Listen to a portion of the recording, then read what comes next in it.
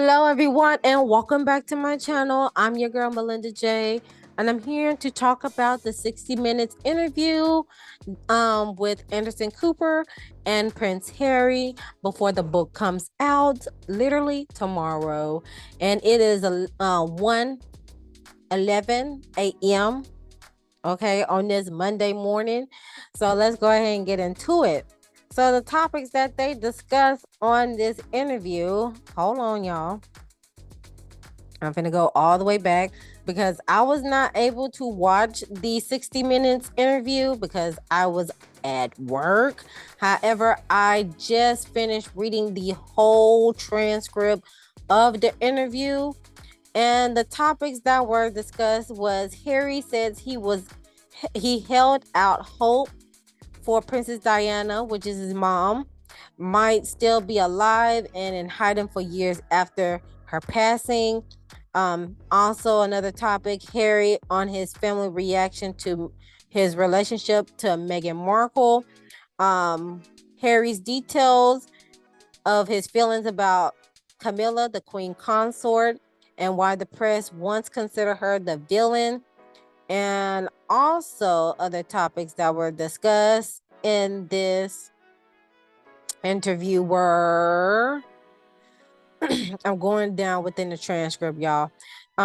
Harry describing how he found out about his mother's passing. Harry saying that he used psychedelics to help him cope with his grief, and also how fatherhood helped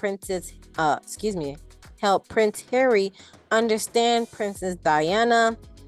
Also, let's see what else that was discussed. Like there was a lot of things that was discussed in this interview, and again, 2 snaps and a couple more snaps for Prince Harry and Anderson Cooper, and he did a wonderful job. Also, the topics that was discussed was Harry says his family didn't include him in the travel plans before Queen Elizabeth passed away. Shame on y'all. Harry says Prince William told him to pretend we don't know each other in high school in the early days. Also, Harry talks about his physical altercation with Prince William, and that was in regards to a buildup that was happening in with William listening to his correspondence and reading the tablets, and the list goes on, doing the most. And also how Anderson Cooper read Buckingham Palace for Fields in regards to them demanding a 60-minute, them demanding their report of the 60 Minutes interview before it been released for a comment. So they was trying to basically get first dibs of the report that was going to be released on the Sunday night, right? For an exchange for a comment. But Anderson Cooper was like, we never do nothing like that. And y'all are not above reproach, okay? And in that order, yes, Anderson Cooper, yes. And and how I feel about that correspondence right there in regards to 60 Minutes, aka CBS, getting on the girls over there in over on the other side of the pond. Like I stated before in my Harry and Meghan docuseries, like the Americans, we were not added into the group chat of the royal family until Harry Meghan married Miss Meghan Markle, okay, and in that order. And now that we are in the group chat, we have every right to stand 10 toes down on what we believe over here on this side of the pond, and y'all not gonna be demanding nothing from us, okay? And y'all gonna treat us the way we want to be treated with you all, okay? So with all due respect, if you treat us with respect, we'll treat you with respect.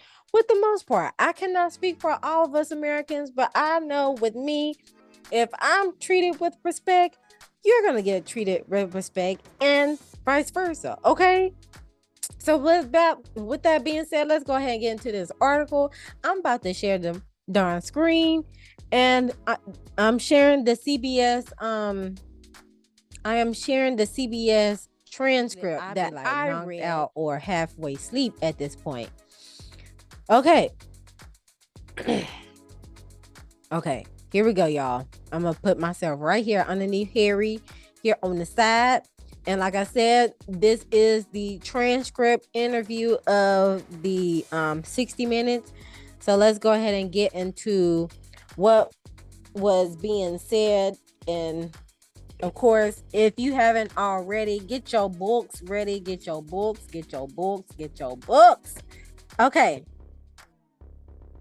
For the most part in this interview, again, this is another way of Harry speaking his truth in regards between him and his upbringing, and defending not only himself but also his family that has came under fire ever since they have announced themselves as a couple and as a family, as they added children in the midst of it. Okay. So, what stood out to me within this article was, of course, after Princess Diana had passed away, him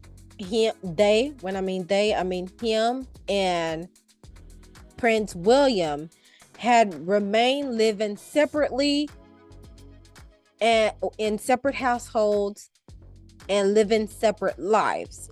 And then as they begin to go or continue with their school, especially high school, when Harry was able to attend the same high school as William, old bald-headed self, I'm sorry, y'all.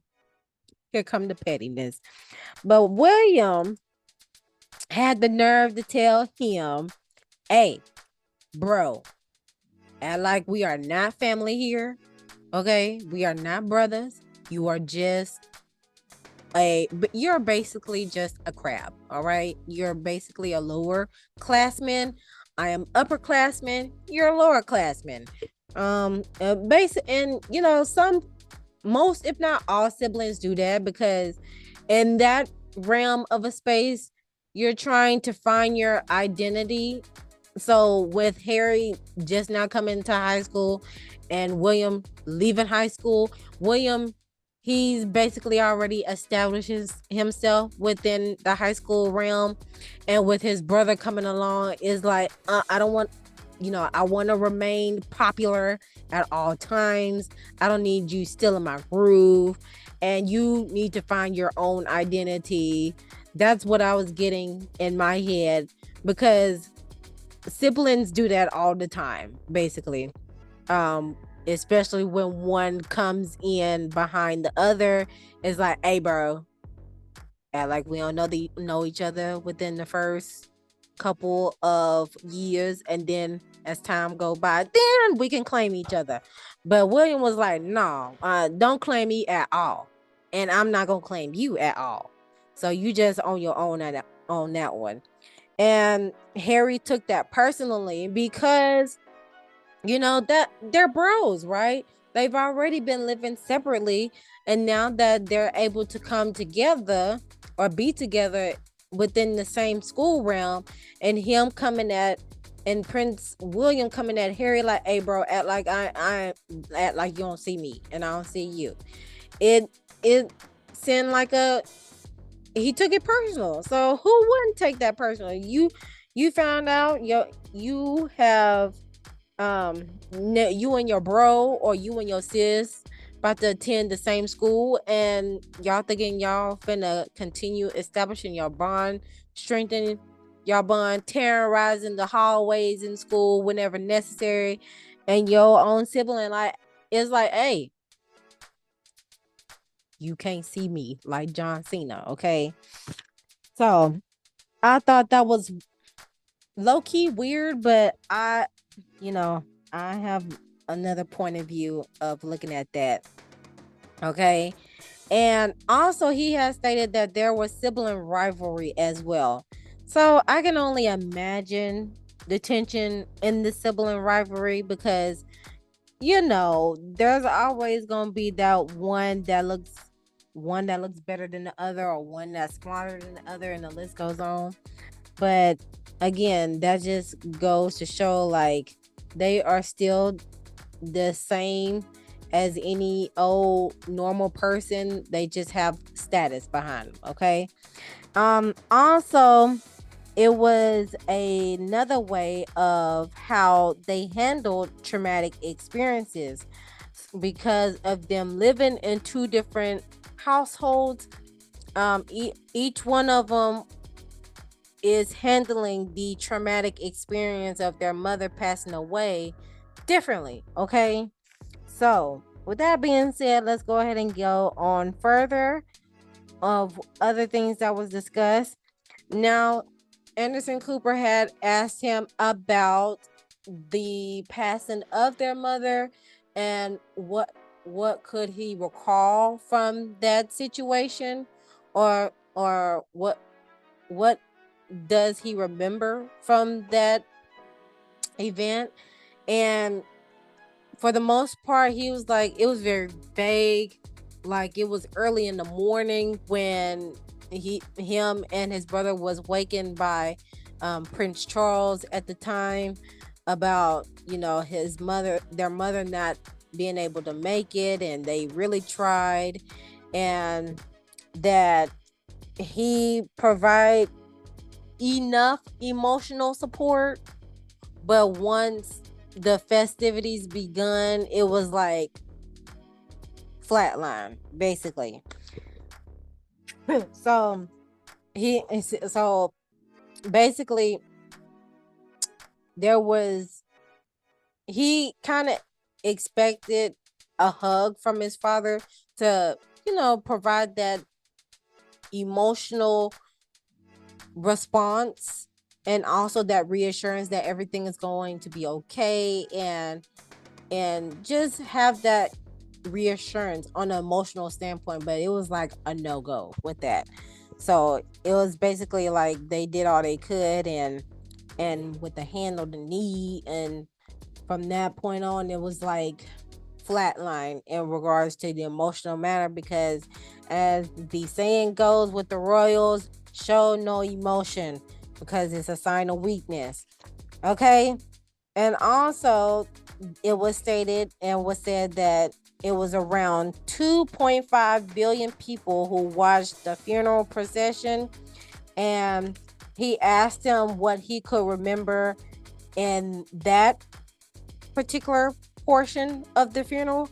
And Harry said it was just silence. All he could remember was silence, and all the noises, like little wails here and now and then, someone shouting, and the hoofs of the horses, as well as the the casket, well, the wheels of the carriage going down the road and there forward.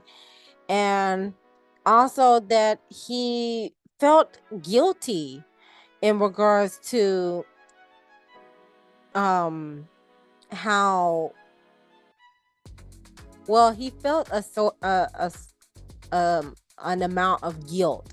And Anderson Cooper asked him to elaborate that, and he said he felt guilty because people that didn't know their mom like they do were showing more emotion than they were. Because again, with the firm, you don't show no emotion because that's a form of weakness.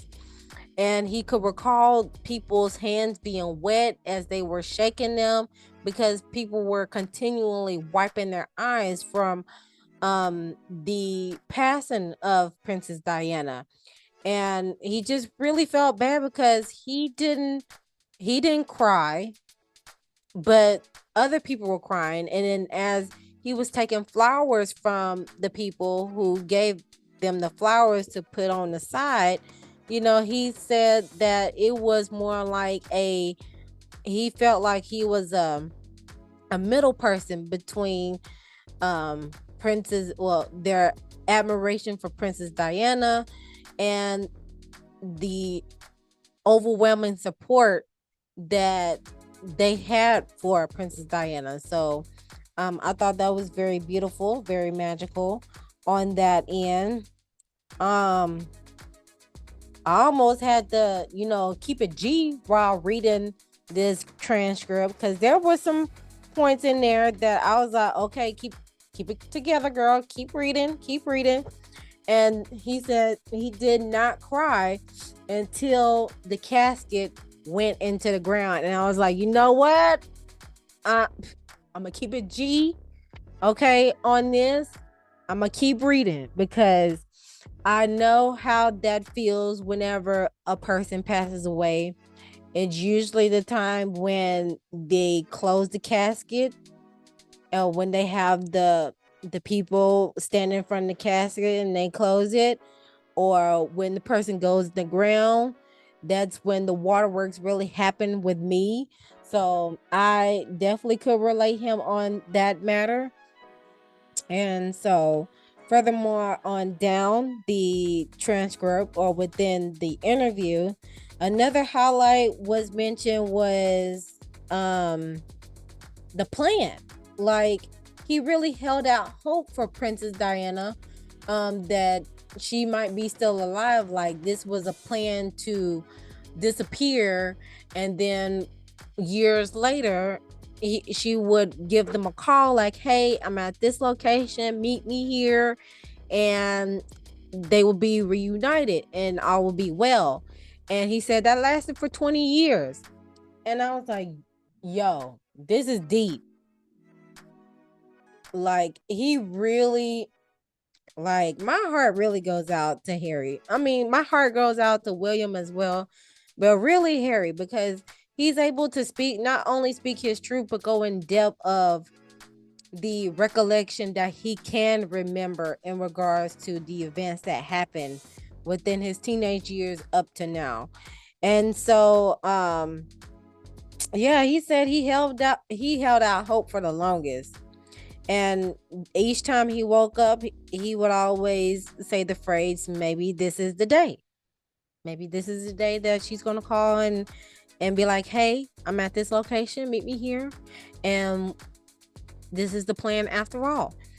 So further on down, he was to further his healing journey. I'm going to say his healing journey in regards to the traumatic experience. He had asked to not only see the police report of what had transpired of Princess Diana's passing, but also to revisit the scene at the same speed rate that she was going at the time, because he was trying to get why things would happen or why it happened, and also just putting himself in her shoes at that moment. And he also stated that the last thing that she saw was a flashing light bulb, which was the paparazzi taking a picture of her as she was going down that tunnel.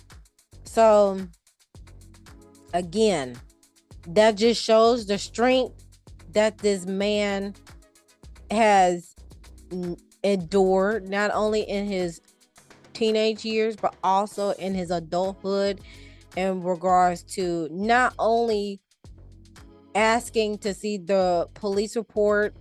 And yes, there were some graphic photos, but his bodyguard had, convinced him to not see those other photos, because that would have been photos embedded, that would have been memories and images embedded in his brain. And no person should have ever endured that type of traumatic experience along with those images as they're trying to flourish in their life. So shouts out to his bodyguards and his assistants to and his support team to not allow him to see those pictures. Okay. So yeah, it was his private secretary and his advisor that persuade him to not look at the rest of the photos. Okay. So, but he has stated that all he saw was his mom's head slumped in the back seat, and there were more gruesome photos, but he will eternally be grateful for him meaning his secretary and private advisor, denying him the ability to inflict the pain of seeing the rest of those gruesome photos that was taken at that time. But he said that he believed his mother still might be alive until he was 23 and visit Paris for the first time. So that was definitely discussed on that bracket there.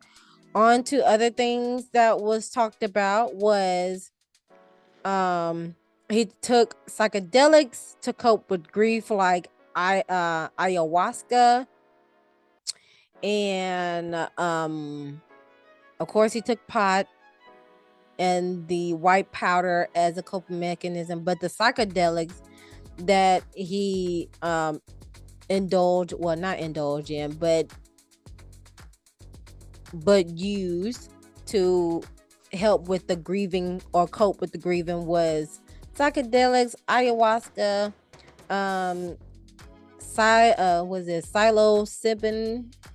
I know I'm pronouncing that wrong, and mushrooms.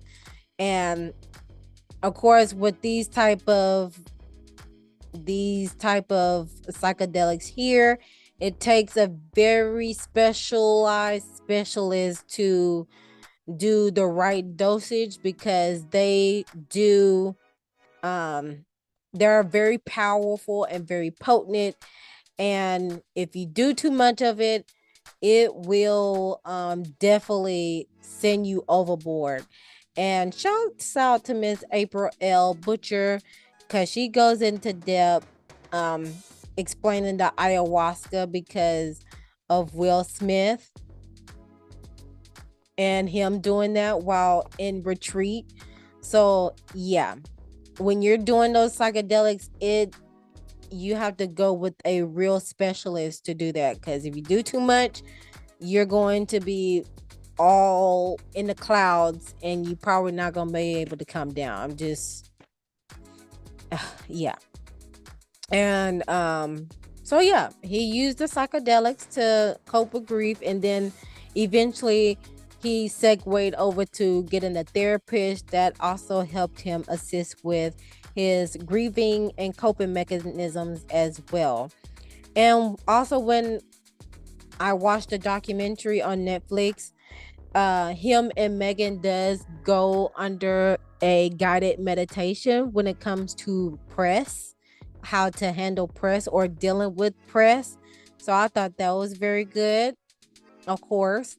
And further on, segue down with other topics that was discussed in the interview was, of course, how fatherhood helped Prince Harry understand Diana, and that was explained in regards to protecting his family and loving each other the way you're supposed to be, and so much more. And let's see what else was discussed. He found happiness in his wife, which was Meghan Markle, and because it's far peaceful than the royal family. Also was discussed was in his memoir that said anything but spare in its unflattering portrayal of the royal family, especially his stepmother Camilla, now Queen Consort. She married Prince Charles in 2005, which they've been romantically involved for decades, and referred to Camilla as the third person. And the British tabloids ran with it, and Harry has never forgotten. And this is in regards to the press putting Camilla in the spotlight as she was the villain, and Harry's like, she was the villain. She was the third person in the family. I mean, hello, she did commit adultery. Her and Prince Charles, they did commit adultery. All right, allegedly, but even though it's already out there, but and she needed to rehabilitate her image. So she was utilizing Harry and Meghan, especially Harry. But as Meghan came along, she was utilizing any and everybody to rehabilitate her image so she can be in a good headspace or good position with the British monarchy and the British public. Okay, because again, you don't want to be in a be a tainted individual going into a highly established firm, okay, and holding a title. But again, like I said, if the rules still applied back then, like his uncle, King Edward, right? If the rules still applied then, in regards to him marrying Miss Wallace Simpson at the time, who was a 2-time divorcee and had to abdicate the throne, I guarantee Charles would not have been king. Okay, if this if the thing still applied, and then Harry would have been out the picture too, if the rules still applied, because he married a 2-time divorcee. But nonetheless, on down furthermore into the article, another thing that was discussed that caught my eye was the military saved his life. Now, he stated of course, Anderson Cooper, he asked him to go a little bit further into what he meant by that. And he said the military gave him, provided him a sense of purpose because he was able to be, he was able to wear the same uniform as everybody else. He was able to fit in. He was able to be normalized. It took him away from the British press to keep from being all in his face with the cameras and the flashing lights and therefore. And he also had mentioned that he was in the midst of becoming the an Apache pilot, which helped support the ones down on the grounds that had got injured, that needed support, and he was going to be the person to come to the rescue and help get those wounded warriors back to the base so they can get treated. Okay, and also, lastly, that I'm going to speak about is the windmilling of it all, the altercation between William and Harry. Okay, and also the travel plans between Queen Elizabeth, because I think that was very trifling of them, of not allowing Harry to get there in time to say his final goodbyes before she actually passed away. But to keep this in mind, everybody, when someone passes away, the last thing that leaves a person's body is the hearing capabilities, right? So even though they can't see you and they probably can't feel you, they can still hear you before it all leaves the body. So just keep that in mind. All right. So I'm glad that he was able to say his final goodbyes for his grandmother, because again, I think that was really shisty and trifling of Prince Harry to not have him in that plane or include him in the plans in enough time for him to actually see the grandmother before she actually passed away, before she actually closed her eyes and took her last breath. Again, lastly, with the altercation, like I've stated in the previous video, things had went to basically a boiling point, and I believe, in the part of the grieving process, I believe William was at that anger stage on that end. I believe he was at that anger stage, because there is no way that you had that amount of anger towards somebody that you just met, or you haven't really gotten to know yet, all because of what you hearing and seeing, and not using your own judgment in regards to Meghan Markle. So I'm like, what did she do to make that boy mad? Like, seriously, is it her existence basically?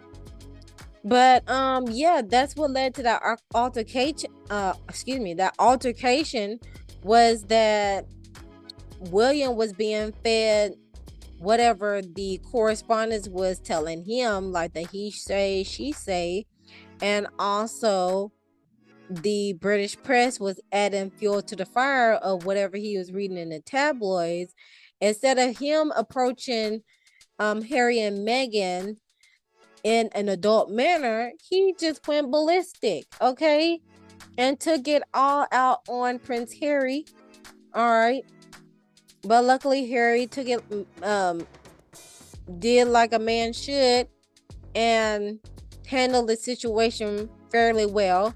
But again, Prince William had the nerve to tell his brother to not say anything. And you can't tell nobody not to say anything, knowing his wife is going to find out regardless. Why? Because there is a marking left. And I'm pretty sure even if there was no marking left on his body of what had transpired that day, she still would have asked the question on what happened. So you go figure. All right. But that was all that I'm going to talk about within this interview that took place on 60 Minutes. Wonderful job, Anderson Cooper. Kudos to you. 2 snaps to you. 2 snaps for Prince Harry for continuing to speak his truth. Because as the old family motto says, never complain and never explain, but you steady leaking out information. Hopefully nobody don't say anything about your situation in your living quarters, but at the same time, there's always going to be somebody that rebels against the firm, rebel against the status quo, and is going to say what they got to say and meant what they got to say and dare you to say anything else, because why? It is their truth, and they can't, and nobody else can tell their truth except that actual person themselves. Hence, that's why he is doing this memoir. Now catch that tea. All right. But with that being said, feel free to leave your comments down below of what you think about this 60 Minutes interview if you watched it. If not, I encourage you all to watch it with a blind eye. Okay, get your feelings and emotions out of the situation of what you feel. Put yourself in their shoes, even though they are of status, right? But just put yourself in their shoes, because there's a lot of similarities between Princess Diana and Meghan Markle, and all the things of history repeating itself. And as the saying goes, if the lesson is not learned, the cycles is going to keep repeating. And of course, with Harry and Meghan, they are trying to interrupt and is interrupting the pattern so it won't repeat again, which what we all need to do, right? That's what we're all here to do on earth, right? Is to learn the lesson so it won't repeat. But with that being said, like and subscribe to the YouTube channel if you haven't done so already. Hit that notification bell so you know the next time I upload a video. And always remember to love thyself, soothe thyself, so you can heal thyself. And I'll see you guys in the next one. Bye.